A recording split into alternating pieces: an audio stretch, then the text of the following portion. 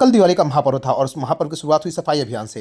हाथों में झाड़ू थामकर मैंने अपनी जिंदगी की सबसे बड़ी सफाई शुरू कर दी। पहले घर का दरवाजा चमकाया, फिर निकल पड़ा छत पर, जहाँ एक एक कोना साफ किया। इसके बाद नंबर आया मेरे प्यारे पंखों के, जिसका धूल मैंने पोंछा। फिर मैंने दीवार, आंगन सब चमका दिया। बाहर निकला तो मन आनंद से भर गया। सफाई कर्मी भाई भी गली की सफाई में जुटे थे। यह देखकर बहुत अच्छा लगा। दिवाली ही वह त्योहार जिसके बहाने हर गली, हर मोहल्ला, घर पूरी तरह से साफ स्वच्छ हो जाता है। चारों तरफ की सफाई देखकर मेरा मन इतना खुश हो गया कि मैंने तुरंत चाय बनवाई। सफाई कर्मी भैया को सप्रेम चाय पिलाई। बाद में मिला संदीप भैया से।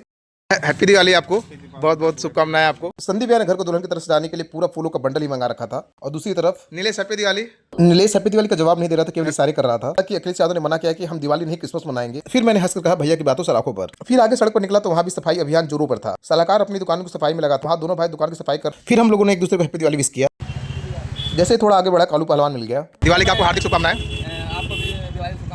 पहलवान को अपने साथ ले लिया और चल दिए नए मकान के जहाँ पाइप लेना था। फिर वहाँ मुझे गोलू मिल गया तो मैंने उसे भी हैप्पी दिवाली विश किया। इसके बाद मैंने बाहुबली वाले अंदाज में पाइप उठाया और बोला पाइप उठाना बच्चों का खेल नहीं, और सारे हंसने लगे। और कालू पहलवान ने एक मजेदार वीडियो शूट कर डाला। अब बारी थी मिठाई गिफ्ट करने की। नीलेश लीजिए आपको मिठाई, कुछ पटाखे आपको दे रहा हूँ और कुछ पैसे भी देंगे, थोड़ा कुछ पैसे भी दे रहा हूँ आपको। तभी बिट्टी छनछन में आ गई। दिवाली की बहुत बहुत ज़्यादा शुभकामनाएं। खुश रहो, हैप्पी दिवाली, खुश रहो। और तभी बलवंत भी आ गया। भाई आपको भी बेटा, आपको बहुत हैप्पी दिवाली। फिर इसके बाद क्यूटनेस ओवरलोडेड बॉय मिला। हैप्पी दिवाली, हैप्पी दिवाली, बहुत बहुत शुभकामनाएं।